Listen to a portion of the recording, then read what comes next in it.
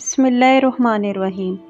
حضرت سیدنا عثمان غنی رضی اللہ تعالیٰ عنہ کی شرافت اور اسلام سے نیک نیتی کی وجہ سے حضور نبی کریم صلی اللہ علیہ وآلہ وسلم نے اپنی صاحبزادی حضرت رقیہ رضی اللہ تعالیٰ عنہ کا نکاح حضرت سیدنا عثمان غنی رضی اللہ تعالیٰ عنہ سے کر دیا۔ حضرت سیدنا عثمان غنی کے ساتھ نکاح کے وقت حضرت رقیہ رضی اللہ تعالیٰ عنہ کی عمر مبارک صرف 12 برس تھی۔ حضرت رقیہ رضی اللہ تعالیٰ عنہ حضور نبی کریم صلی اللہ علیہ وسلم کی دوسری صاحبزادی تھی۔ آپ کا پہلا نکاح ابو لہب کے بیٹے عقبہ سے ہوا تھا، جو بعد ازاں حضور نبی کریم صلی اللہ علیہ وسلم کے اعلان نبوت کے بعد طلاق پر ختم ہوا۔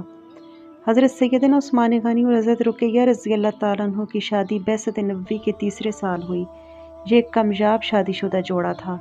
حضرت سیدنا عثمان غنی اسے اپنے لیے باعث فخر سمجھتے تھے، اور اس لیے کہ حضور پاک نے اپنی صاحبزادی کا نکاح ان سے کیا۔ آپ چونکہ صاحب حیثیت تھے، اس لیے آپ رضی اللہ تعالیٰ عنہ نے حضرت رقیہ رضی اللہ تعالیٰ عنہ کو کسی بھی قسم کی کبھی کوئی تکلیف محسوس نہ ہونے دی اور ان کے آرائم و آسائش کا ہر ممکن خیال رکھا۔ حضرت رقیہ کا وصال رمضان المبارک سن 2 ہجری میں ہوا۔ آپ رضی اللہ تعالیٰ عنہ کی بیماری کی وجہ سے حضرت سیدنا عثمان غنی غزوہ بدر میں شریک نہ ہو سکے۔